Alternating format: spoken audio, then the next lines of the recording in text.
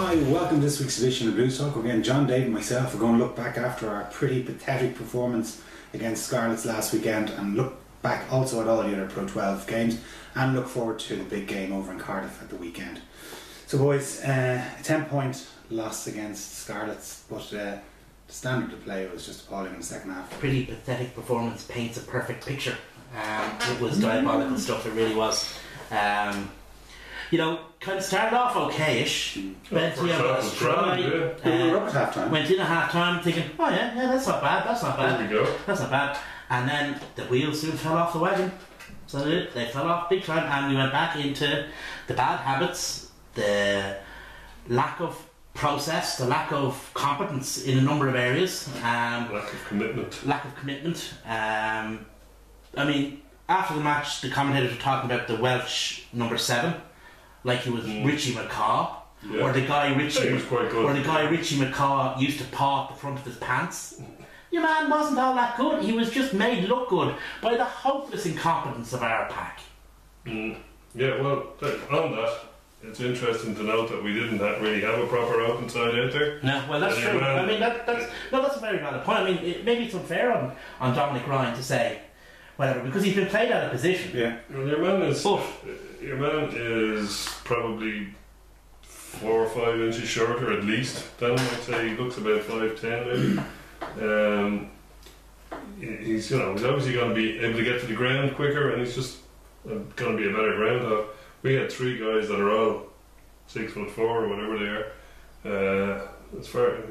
They're all pretty much 6'4", so they're universal soldiers there in the back row, interchangeable. God forbid that these poor men have never met anyone shorter than them in their entire lives. It's a strange, sheltered upbringing they've had. All I'm saying is they're very similar. They're 3 kind of similar players in a way. There's 3 guys who can carry, 3 guys who can tackle, 3 guys. You know what I mean? They don't divide up the duties of a back row very well. I thought the back row was very unbalanced. No, in fairness, it was very unbalanced. And to a certain extent, it is unfair on, say, for example, Dominic Ryan, just to take the example that we're taking at the moment, to blame him because he's been played out of position. I don't mind if he's, but I'm still not convinced that our back row played as well as they could play ceteris paribus. Do you think they did? No. I don't think they had a good game at all as a group or individually. There's not one of them you could say, oh yeah, they did a great game. But much has been made of the continual chopping and changing of the team over this period of time. I think there was 7 or 8 changes made at the weekend. But if you look at the team and you line up last week's selection against Ospreys and the following weeks against Scarlets, the actual people that came in are like for like, or actually better. Well, of course, like for instance, Dave Carney was replaced by Luke Fitzgerald. Luke Fitzgerald has won a Grand Slam and played for the Lions. Isaac Bosk was replaced by Owen Redden, who is the current Irish number 2.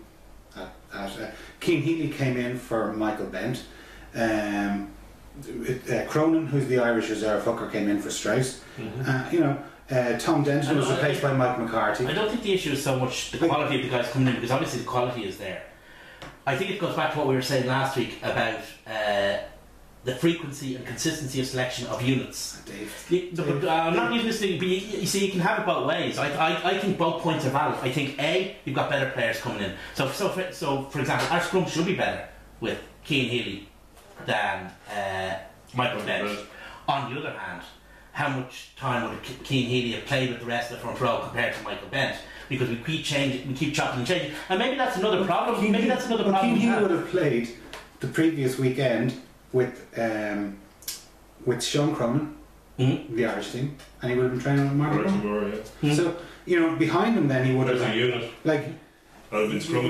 He would have been used to having Owen Redden perhaps doing a few scrums with him, putting the ball out. I both disagree and agree with you. That's the point I'm making. I'm saying there's swings and arrows on that situation because yes, they are better players coming in, but in some situations they haven't been playing with one another, and in some situations they're not playing. I don't think Owen Redden's playing all that well, to be honest with you. So anyone's playing well. No, but in terms of the overall shape of things, I think Isaac Boss is actually the better from half at the moment, playing better at the moment. Yeah, well, it's hard I wouldn't have brought Redden in. I think it's a toss of a coin, to be quite honest with you. Well, it is. It is the difference between shit and shite in any number. They're both bad in their own individual, unique way. Yeah, I know things were getting hot under the collar on certain websites, but questions do have to be asked about O'Connor now at this stage. Regardless of, if you want to say it's all the Blair's fault or a little bit of the Blair's fault, but he's the head coach. Yeah. And ultimately, it's his job to get the best out of whatever combinations that he plays, that he picks. He's got 40 or 50 players to choose from, and I know 20 of them are away with the Irish squad, but he's still got some heavy artillery to pick from. And he isn't getting the best out of them. No, he's not. Perhaps people are saying perhaps he's a bit too matey and not enough iron fist. He's I don't know. I've never been to a Leinster training session. I haven't a clue what he's like. But I think he is quite pally. Well, not pally. Pally's the wrong word, but a pleasant person with the players, as opposed to last week coaches who, quite frankly, kept them well under the thumb. Well, exactly. Perhaps that's what they need. They're possibly used to Cheika and Schmidt, who neither of whom, Cheika was a grumpy bastard from day one, and I think you've said before you could hear him in the changing room, ball in the middle of it in Donnybrook. Schmidt, lovely, affable guy in public, but totally ruthless in terms of if you didn't do what you were told, he wouldn't be long about telling you. So if this guy is laid back and calm and collected, maybe they're not responding to that after 8 years of. Being kept in check on a short leash. There's a number of ways of looking at it, right? Ultimately, it's up to the head coach. Well, as you say, the buck stops with him. He's responsible for it all, right? The problem is if part of the problem is to do with inconsistency in the coaching team, inconsistency in selection, inconsistency of availability of players. If it's not all his fault, even though it's all his responsibility, if we get rid of him, nothing's going to change, and that's the problem. Mm-hmm. Yeah, that's getting rid of the head coach isn't a panacea to all our ills. That's why we won the Heineken Cup in 2005. We didn't. We got rid of the head coach in 2004, and did things get better? No, because the problems that were present in 2004 were still kind of present in 2005. Yeah, but when they got rid of Ellen,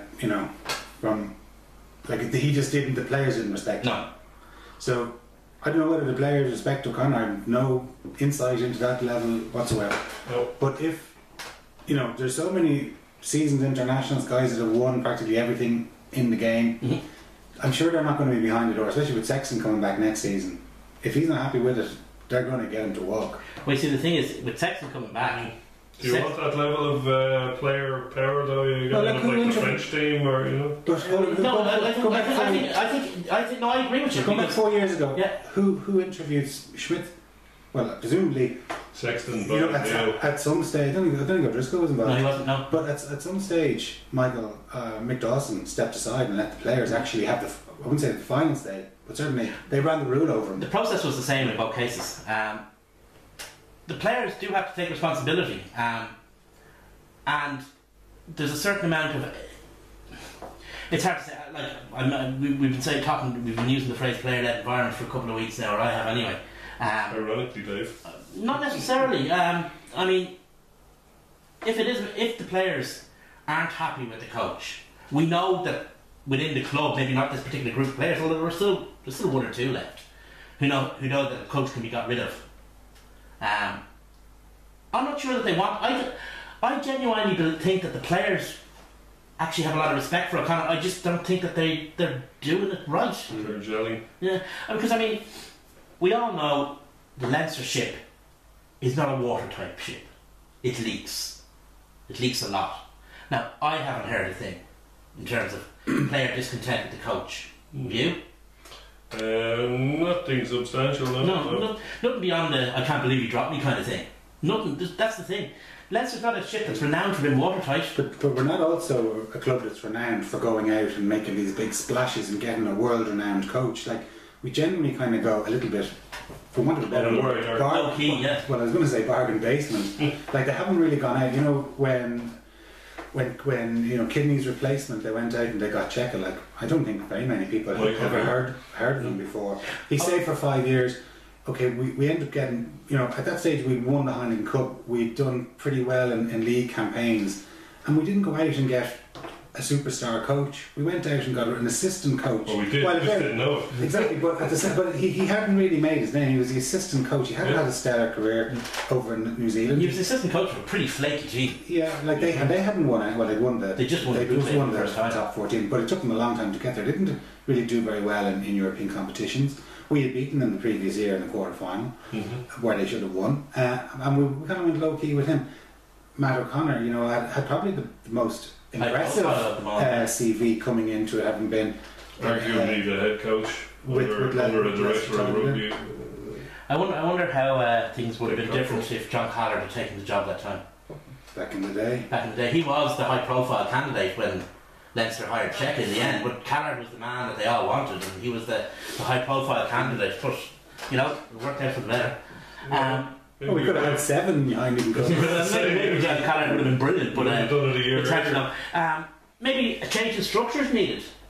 You know, maybe something is needed. Some sort of change is needed. If you're not gonna swing the axe, maybe you start swinging the hammer and build a different kind of platform. There's just some similarities that remind me of, you know, you said it reminds you of the 08-09 season when we won the Heineken Cup the first time.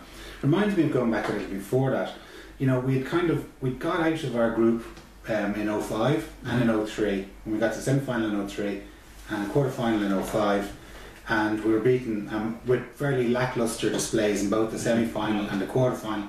And I remember in 05, flyers been scattered around Lansdowne Road for renewals of the season ticket, and this time again, the season, you know, just the timing couldn't have. Well, I don't think Matt O'Connor's going to go and join Munster. No, but like I don't think the timing couldn't have been any worse with the season ticket renewals coming in. It would have been a good game to win, alright. Yeah, you know, and from like a business point of view, like there is kind of mumblings that people aren't renewing for whatever reasons, and you can see if you've got financial situation, that's fair enough. People who are cribbing and saying, well, I'm not going to renew because my team has lost and they're not winning the Heineken Cup and not challenging for it, I'm out of here. That's pathetic. It's not a great sign of a fan, alright. No. But I don't think any of those people will be missed, to be honest with you. I don't think they'll be missed by the... Well, they will by the people who count the money. You see, the thing is, these things are cyclical. I mean, Leinster have the right structure in place, and they have the right overall. I mean, as a province and as a branch, and then coming up to the provincial team. So, you know, the amount of time that Leinster is really, really down, it's not going to be a very long time. I mean, there's peaks and troughs. We're going through a trough at the moment, but you know, things will turn around. So, you know, it'll be like we'll be asking them, where were you when we were shit? You know. Yeah, but one guy who was, you know, who's just coming into Union is Tio, obviously. Yeah. But like, he was the one highlight I thought of our game the weekend. Like, he just scored a great try. That was your first phase try. Could have been back in Eddie O'Sullivan's Ireland. Maybe he's the man needed.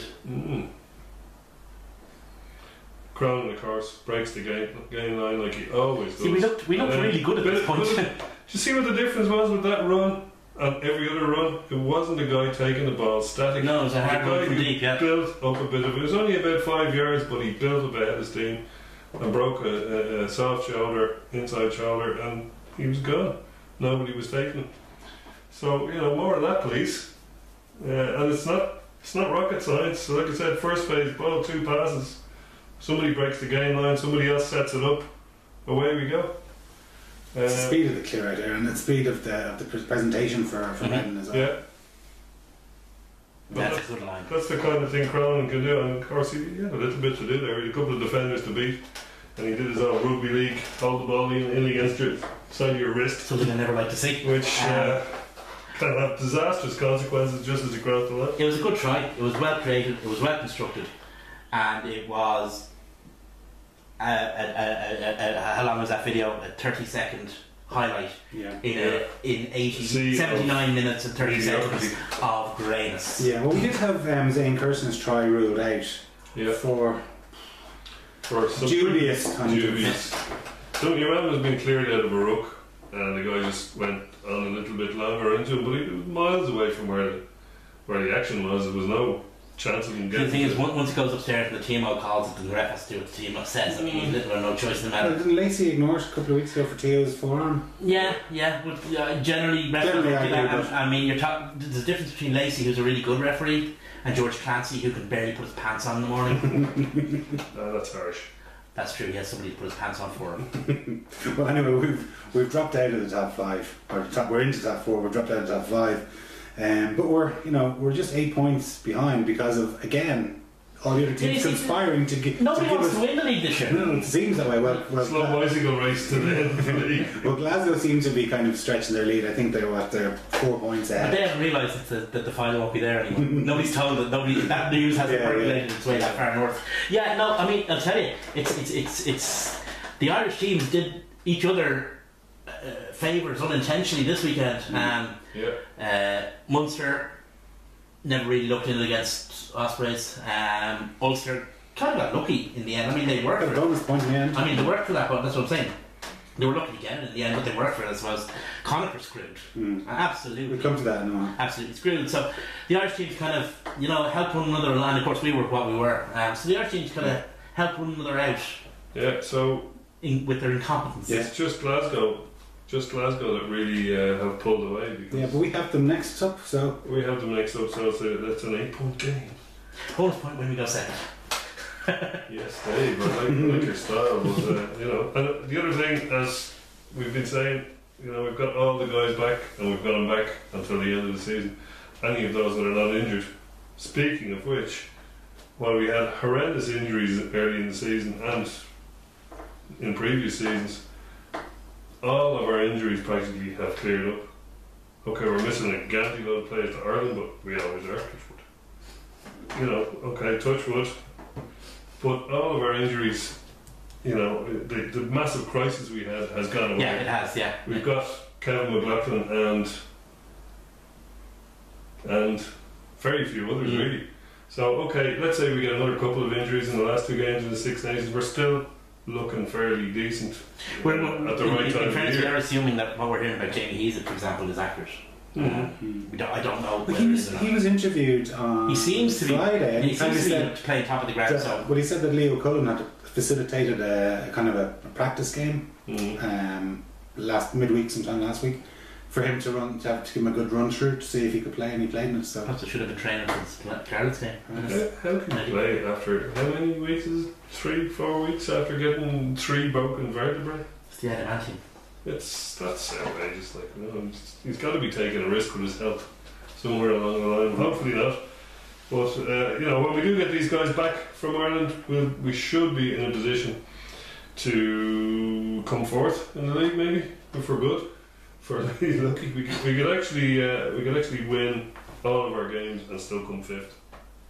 I've crunched the numbers on The other side of it is you could win all of our games and come second. That's a remote possibility. We literally need everybody to crash into each other and in fairness, the way things are going in the league at the moment, we wouldn't be surprised. We need people like the Dragons to win a good few games, but not against us. They could win away to Leinster. At home to Leinster, unfortunately, they are. So, we couldn't even beat them in our home, so what I'm saying is that's what I'm saying. All kind of results are possible this year, the way people are playing. So, we shall see. Well, you mentioned it earlier, Dave. Connacht were absolutely screwed. 88 minutes of the game and 60 odd phases, and that ridiculous call by Leighton Hodges. I didn't see the game live, but I think there were several ridiculous calls. Actually, I was watching that game, and as I watched the last, we'll say 6 or 7 minutes, I got angry and angry and angry. And I'll tell you why. Because what I was watching wasn't rugby, right? It wasn't rugby. The whole point of rugby union is about a contest for the ball, right? That's the raison d'etre of the game. That's why it exists. It's a contest for the ball. Under the current legislation, there's no way to contest for the ball. You cannot compete for the ball at the breakdown anymore. You simply can't. And you've got a situation now where teams, like we've done it, Munster have done it, we saw Cardiff do it, go through multi-phase play without having to do anything special to do so anymore. You don't have to do anything special anymore to keep the ball for phase after phase after phase after phase. All you have to do is wait for the opposition to fuck up. In fact, you can let the ball roll out of the ruck. Yeah, you can let the ball roll. You can knock it on and everything. But no, but that's the point. I mean, we're coming down to the specific issue of the things. But the game itself has become less than what it should be because of that.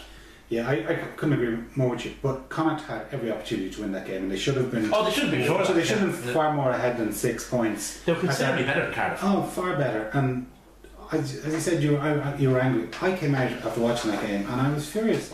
Like, I was sitting there, kind of going, even though they're not my team, I really felt that rugby had. That was the time. There had been an injustice served, and that Connacht once again were the ones to be screwed royally over in Wales. I remember there was a match about 4 years ago. They were playing the Ospreys. They were beating the Ospreys, and they were pinged for taking the drop out in front of one of their players. There was I think they gave a bit of chit chat back, and there was a penalty given, and they were beaten in it with that last minute kick. Well, you know, and I can understand Pat Lamb's rant at the end. I was about to say, unfortunately, Pat Lamb went a step too far. Yeah, I agree with you. If he just had kept it to the particular game, he would have been fine. But the fact that he brought in an incident in the car, if he kept it to the game and said that we've had problems with this official before, we've raised it with, even that would have been. You can still say that because you're not going into specifics, and we've raised it with the relevant authorities in the past, and we're raising it again. Well, the problem with saying what he said is that because it makes the authorities look like they didn't do anything, whether they did or they didn't. There's nothing an Alakadu likes less than looking like an Alakadu. Yeah. Well, he's up in front of the Pro 12. In front of the beak. In front of the Pro 12 disciplinary committee. So I don't know what way they can, if they're going to ban him. No, they're going to screw him to the ground. They really are. I mean, look at the ERC did to Brendan Venture that time. I mean, he's in that space. Pat Lamb. He's in that space that I criticised and I made specific accusations, not just criticism. I made specific accusations against the official. He is going to, unless he can prove it, everything 100%. He's boned. Do you remember Leinster played against Munster? I think it was in Lansdowne Road. Maybe going back 5 or 6 years ago. More than that, actually, but it's about 7 or 8 years ago. It was in 2006, 2007. Yeah. It was just it was after the match after October 2006. Black Sunday, and Cheika went ballistic with a referee. One of the richest men in world rugby. That's right. Yeah. The referee, that is. He was a touch judge as happens. Yeah. It was Simon McDowell. But anyway, he. Yeah. But he was, and like the IRFU took a very dim view of that. Like I'd say, Cheika got a right dressing down from the IRFU that day. So you wonder what they're going to say to Lamb this time. Yeah, it's not going to be pretty. I mean, and that was an internal muck fight, and the IRFU don't like doing their laundry in public. I don't think the Pro 12 have any problems with it, so we'll see. But I mean, the core issue is that he was screwed. Yeah. It was screwed is the wrong word. It was an example of official incompetence. Yeah, but like he made a very valid point at the end. Like he said, people's livelihoods are on the line here. His job is on the line. Players playing for contracts, probably prize money, all the rest of it to get into getting into the playoff situation or getting into the Heineken Cup or European Cup next season. All those things are going to add. It's all about money. It's different if it's Wanderers against Lansdowne. There's a bad decision. Really, because that's never about money. but like it's not as relevant, because it's just two club sides playing against each other. This is actually when it comes down to qualification for European competition, for TV money, and for all the rest of it that's associated. Well, what do you do? Where's the answer? You see, that's the thing. I mean, well, would you not think that they should have that Scottish referee? I've never seen him refereeing a match before. I'm sure he has, but I don't think I've ever seen him refereeing a Leinster match. No, he's only been stepped up. So you put somebody like that, with no experience, and then he relied on a touch judge who's from Wales. Who was 30 yards further away from the ball than he was. There's a couple of things. First of all, the reason he's not refereeing a Leinster match because he's not at that level. He's at the Cardiff and Connacht level. He's a young referee who's coming up through the system. You see, the problem wasn't the referee. The problem was the touch judge. It was the touch judge's call. He could have ignored it. Leighton Hodges is an experienced referee at this stage. I mean, he's done European Cups, right? He's done European Cup matches. He's internationally, he's just a level below Tier 1. You know, so he's refereeing Six Nations B matches, so he's pretty high up the chain. So, but the thing is, the referees have to come from somewhere, and our league consists of 4 countries. Yeah. 1, 2, 3, 4. One of which is contributing very little in terms of officials, and that's Scotland. Yeah. But guess what's even closer to Wales than Scotland is England. There's a rake of referees in England that they could, if you know, that they could import in. They could drive across the thing is, they're refereeing in England. Yes, but there's plenty of them around. I'm sure they could, like, there's reciprocal arrangements that, you know, I've seen plenty of matches that Leinster have been involved in where there's been an English referee, especially the old interprovincial matches against Munster. There was always an English referee or a French referee up to a couple of seasons ago. I agree, but there has to be a reciprocal arrangement, and unfortunately, they would have matches. Well, there's like 3 or 4 divisions of matches in England.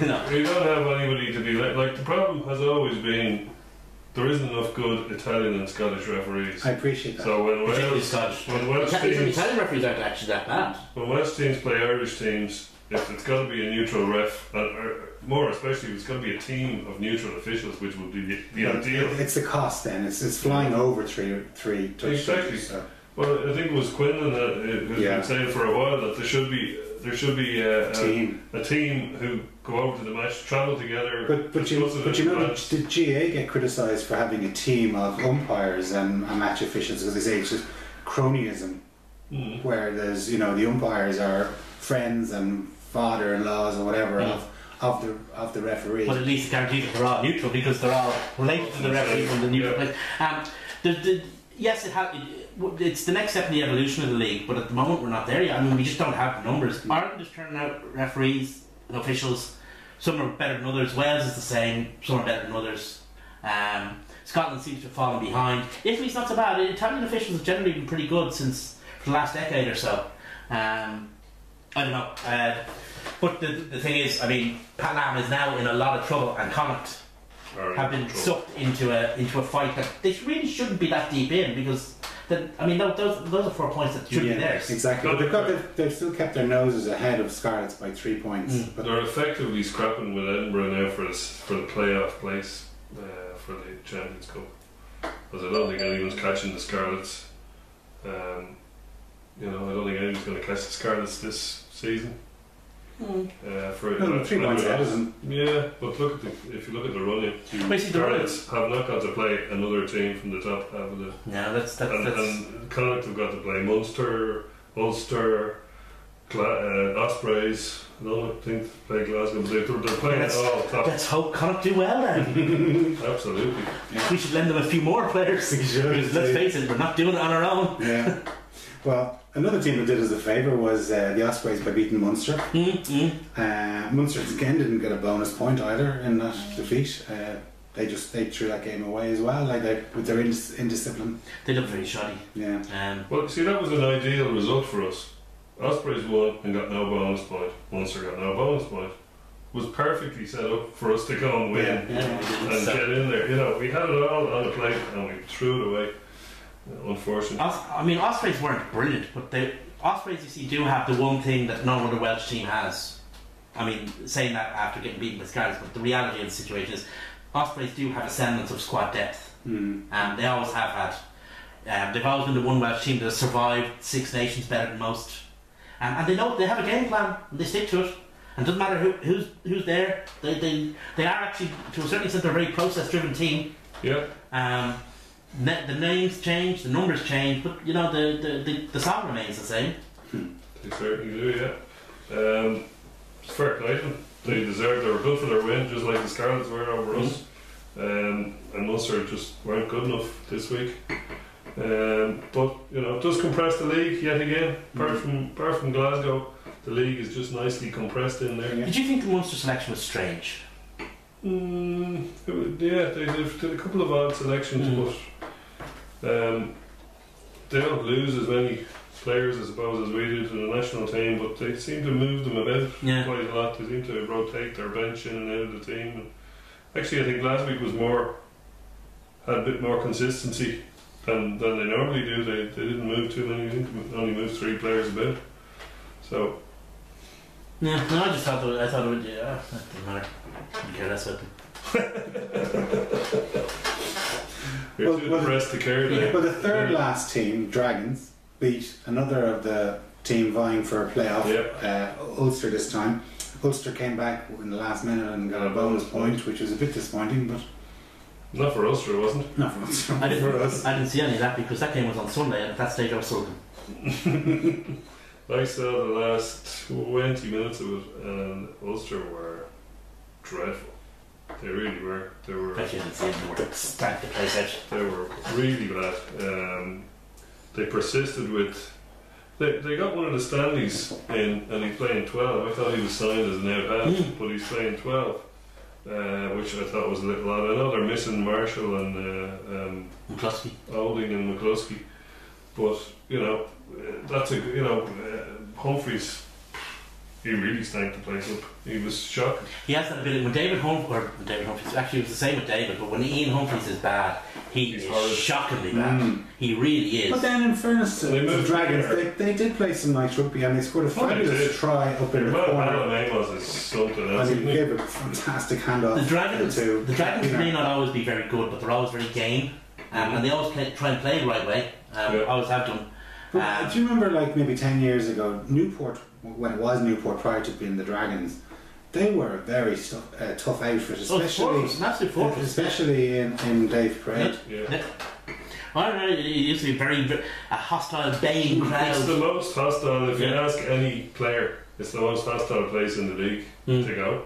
Because they're like a panto crowd. Even if they blatantly kick someone in the head, they'd be booing because the guy was loafing his boot, and it's just every single decision generally well. And I think they're quite happy with that as well. So it is what it is, and I mean the Dragons, like I said, they might not always be very good, but they're always game. They always try and play the game a certain way, and it's generally a pretty decent way. Kind of rugby that the Dragons play. They've stuck at us a few times. They usually manage to lose in the last. They always manage to stick it to someone at least once a season. Now this time they did Ulster home, and now they've done Ulster away. So bloody Welsh. That brings us perfectly on to the four Welsh wins leading into a Welsh Ireland game. Exactly. Like we're going for our 11th win on the bounce, which is. Almost unprecedented. Well, no, as wins it is unprecedented, isn't it? Yeah. And we've won our last two meetings against the Welsh. Yeah. I feel slightly more confident than I did against England, but I can't give you any reason for that. I was quite surprised when England came out and were as docile as they were.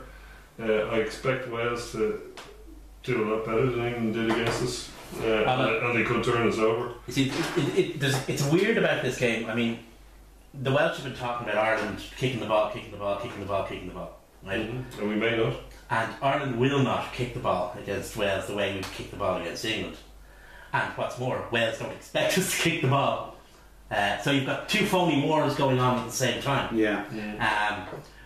And I wouldn't. There's not going to be a single word of truth spoken by a member of either camp until the ref asks the captains to call heads or tails. That'll be the first time a member of either camp actually makes a truthful statement. There was an interesting interview. Heads or tails, Paul O'Connell goes bananas. There was an interesting Harps. there was an interesting interview last Friday night on Off the Ball with Martin Williams and O'Driscoll, and they asked him about Sean Edwards' comments about the joke tackle, and he just broke up laughing. He said, "Are you serious? Do you really think this is what he means?" Anyway, just completely put that one to bed. But there is going to be, Gallen's presumably going to throw a few more little grenades in there at some stage in the next few days. Everybody knows. He's another panto villain. Everybody knows what he's up to. Everybody doesn't know it anymore. It's the only people he's fooling in the Welsh public. That's the only people he's fooling. And, to a certain extent, that's all very well good. He can do what he wants. My position on Wales and Gatland hasn't changed since the beginning of the season. Wales are a good team. Gatland is a good coach. But neither have anything to say to one another anymore at this stage. The relationship, it's just gone on too long. It's just, the way these relationships come to an end. What's he going to be like by the 2019 World Cup? Yeah, I think Wales and Gatland have come to the end of the road just through you know, these things have a finite lifespan. Any kind of coaching team relationship, and I think Wales has come to an end. It's not going to be a collapse because Wales are too good.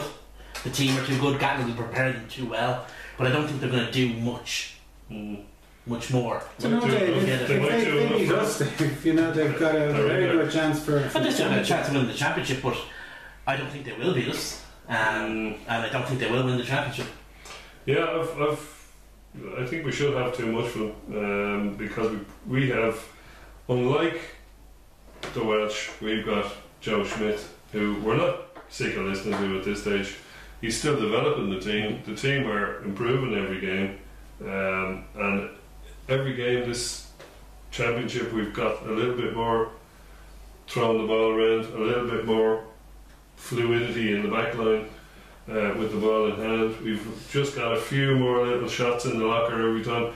And let's face it, you know, if he's not hiding stuff for the World Cup, he needs it now. You know. Look, for all we know, because it is Joe Schmidt, for all we know, he could come out and play a set of tactics based entirely around the Munster footwork. You know, unseen since the 1890s. we don't know what he's going to do because that's the thing. He has so many options available to him. Whatever it is, and keeps them all under his hat until he brings them out. Have we become too reliant on Sexton?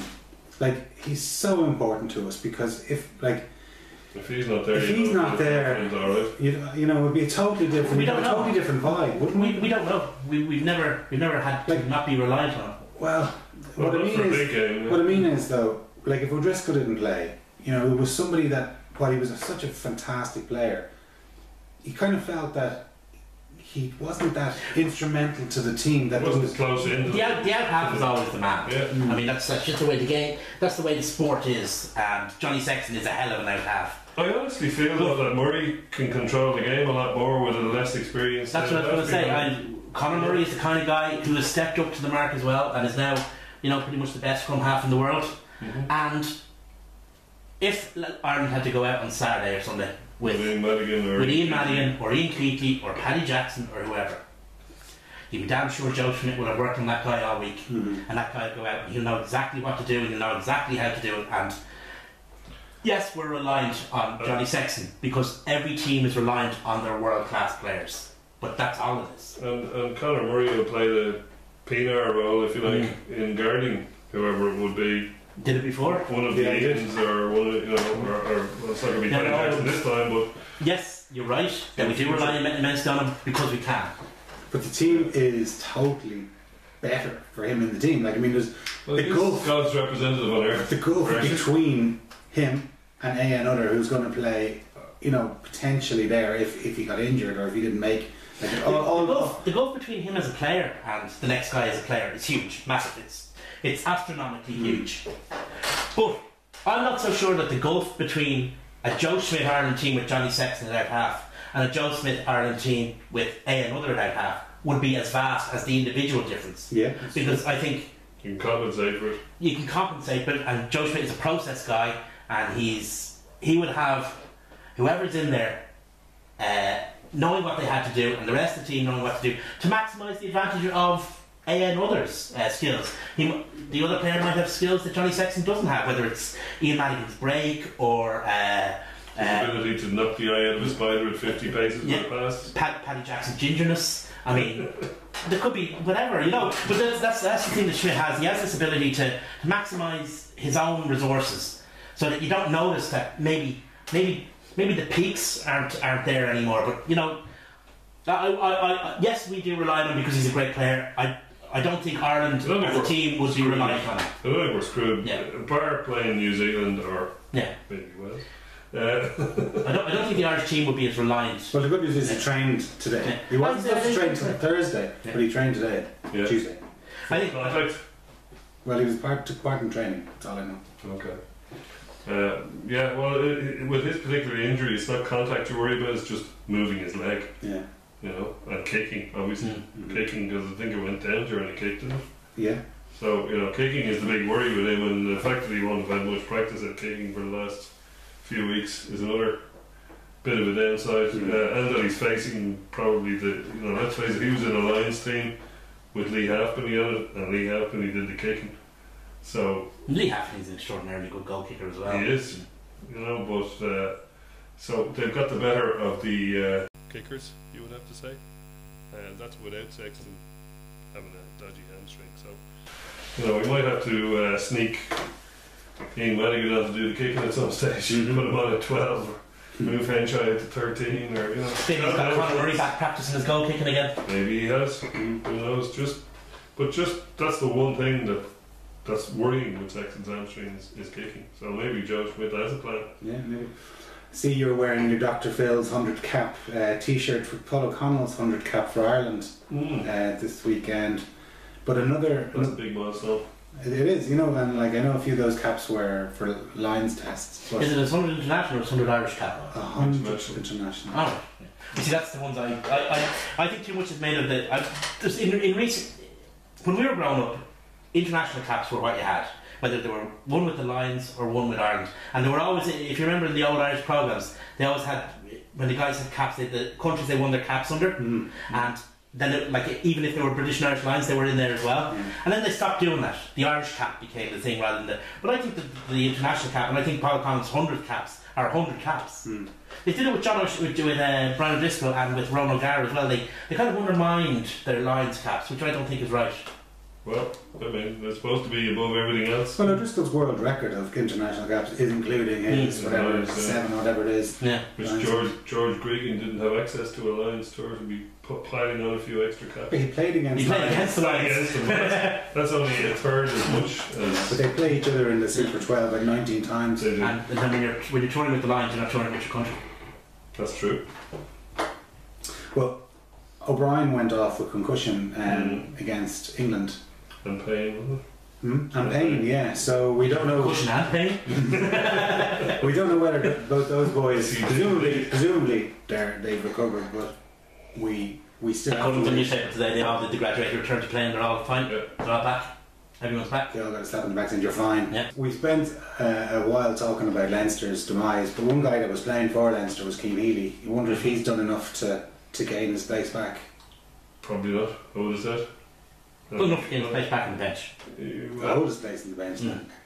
Definitely will be holding his place on the bench, and he's a great weapon to have coming off the bench. However, I don't see him taking Jack McGrath out of his starting position this week. McGrath is just, I mean, considering 2 years ago he was playing the DNA Cup, and now he's, you know, another turnaround that kind of. If you said he would have kept the fit Cian Healy out of an Ireland jersey, you wouldn't have been laughed at. You would have been just derided, locked up in a mental institution. I mean, Cian Healy's fit, but it's not. He hasn't played. He hasn't won games. I read somewhere he's put on 5.5 kilos. That's a lot of weight. Yeah. Wow. He does that every now and again. He gets the feeling that he needs more weight, and he puts it on. Then he doesn't like it. He gets rid of it. I mean, he's done it before. The one thing that talk about a resurgence is Michael Bent's return to the international squad. If you'd said that a couple of years ago, not only 2 months ago, Dave, people wouldn't even have derided you. I know. That's about the game time he's got with Healy out though. He's played an awful lot of game time. And look good at doing it. He reminds me a bit like the story of Stan Wright. You know, came over, was laughed at after a while, and kind of was, oh, geez, your man, and all the rest. He's not up in European games as a tight But as you said, it's getting game time. It's grand. Like, we don't see him from, you know, Sunday night to the following weekend, so we have no clue what's going on in the train stations. All we can make our judgment on is the time that he's on the pitch in front of us, and he stood up extremely well in those matches that we've seen him, especially the longer that he remains on the pitch. Yeah, and he's played 80 minutes in a lot of games too, which is a lot for a prop. He's also played 80 minutes while swapping over from one side to the other, and that's even more impressive for a guy who, you know, who was derided at one stage. I think he's. I think fitness is the key. That's it. Yeah. So the key was Stan Wright too. Exactly. Oh, definitely. How are we going to beat them? How are we going to beat them? Our front five is better and we're fitter. Well, that's the way we mashed them up front 2 years ago. Or last year. If we have a back row of O'Mahony, O'Brien, and Heaslip, our back row is better as well. But I don't think we'll have that back row. Heaslip maybe on the bench. I think it might be Heaslip will be on the bench, and that will give them a bit of a sniff. And then you've got to decide who to take off to put Heaslip into the game. If that's the case, who would you take off? Well, I'm not sure it's a matter of if you have Heaslip on the bench, Then you have, obviously, that's another area kind of thing where, you know, you have a lot of strength over Wales. If you have Heaslip, Henderson, you know, our front row replacements on the bench, I mean, where we're going to beat Wales is up front, and we can't beat them up front. But you think of, like, I think I saw something that in all of the matches that Gatland has coached an international team, I think he's played 30 odd matches against Southern Hemisphere teams and he's won 3 of them. Between Ireland and just Wales. can't beat Australia. Just can't beat Southern Hemisphere teams. But where do Southern Hemisphere teams beat you? In the pack. And where did England beat them? In the pack. They just took them on. We mashed them last season in the Aviva because we just milled them in the front, and that's what we have to do this week. Yeah, that's the game will be won and lost between the low numbers. 5. Yeah. Well, I hope so. Charteris, you have to say, he's a great bean pole, and he's actually quite a heavy guy. He's deceptively heavy. Looks very thin. But, you know, give me Toner over him. No, he doesn't have the weight or footballing ability that Toner has. Or the hands, possibly. No. You know, Paul O'Connell, Alan and Jones, 2 Brilliant fabulous players. Yeah, wonderful players. But I'll take Paul O'Connell, thanks. I'll take both our starting and reserve front row over theirs every day and twice on Sundays.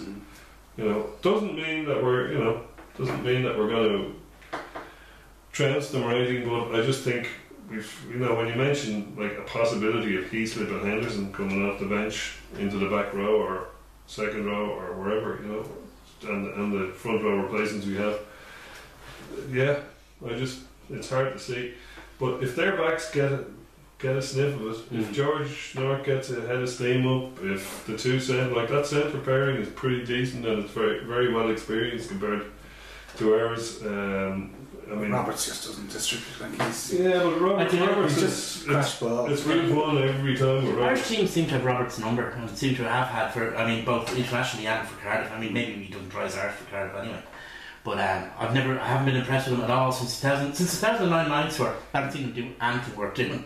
The odd time, like even Racing Metro, there was during what's his name, O'Gara was interviewed. He says, "Oh, he scored a great try to weekend." He says, "Well, about time." That's what he said. Yeah, he doesn't sugarcoat it, our Rose, does he? So you know, their wings. Liam Williams is a great kind of niggly player, as we are. He's another panto villain for us all to hate.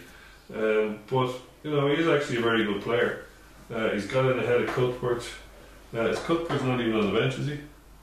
Or no, I don't think so. So the funny thing is, Williams, and for all his niggliness, he's up against a guy who loves that play against that kind of player. Really irritate Tommy Bowe. Tommy Bowe really irritates the Liam Williams, Delon Armitage style player because he's so laid back and yet so good. They can't wind him up, and they really. I mean, I've seen Liam Williams play against Tommy Bowe, Wales and Scarlets and Ulster, and indeed Scarlets and Ospreys, and whatever way that Liam Williams goes at Tommy Bowe always just seems to really shrug him off, and that winds Williams up something fierce. Yeah, he went in on a late tackle last season for the in the. Liam Williams. Just don't remember that. He scored the try, gone over, and he went in late. Well, he attacked a player going over the line to score a try. As surprising as it sounds, yeah. Confused him with another player. The thing is, I mean, Liam Williams. The irritating thing about Liam Williams is that he could actually be really good. Yeah, I mean, he's a really good footballer. Player, yeah. Top notch in every area. He's a snide. Yeah, he's a bit of a case of thrush, alright. Yeah. Anyway, we won't expand on that one. Well, anyway, the other matches are England play Scotland for the Calcutta Cup. In Twickenham. Poor old Vern and the boys. Scotland are playing good rugby. They are. Yeah, they're playing great rugby. Yeah, that's it. But they're playing attractive rugby. Don't have an out half. You know, currently that's fit. They're short a few players that, they've got some good ones, but they're short a few decent players to make a good team, and they're going to get hurdled out of it, I'd say, by our friends the English, who, let's not forget, are coming back from a bit of a trouncing themselves, and they're going to want to put on a show in Twickenham, so 30 points. I'd say there could be quite a few points in it. The English love beating the Scots in Twickenham more than you love hot dinners. And yeah, I think that's that's one match that they just love. Hammer the Scots. They love the old rebellious Scots to crush. There is, they take it to heart. Like it's their equivalent of Ireland, but it's their equivalent of the Ireland-England match. Like they really dislike them. You know, I remember reading Brian Moore's book, and he just hated the Scottish. Oh, it's completely the English-Scots relationship is completely opposite to the English-Welsh relationship. I've said before how little the English do have any emotional relationship whatsoever with the Welsh at all, or even know they exist. They know the Scots exist and they hate them. They really hate them. They won't even take their money. Like, no. Oh, they want none of that jock money. How many times have you heard that? Yeah, they don't take Northern Irish money either, in fairness. It's legal, Till, I think you'll find. You can persuade them to take Northern Irish money. You won't persuade them to take Scottish money. But anyway, we're only left then with France and Italy. Italy won this fixture 2 seasons ago. They did, and there's only really one way that it's one of those lose-lose scenarios. We need France to win, and we need San Andre to remain in the job. Yeah, I'm agreeing with you there. Long may Sant Andre continue to fly the flag, and the French are such bolshy lads that, you know, French people in general, that they'll have him out on his ear if he loses. But they could win by 50 points or lose by 10 points. You never know. The French are just utterly unpredictable. I mean, even still, under the highly structured Philippe Sant-Andre, they could win by 50 points and they'd still sack him. Possibly.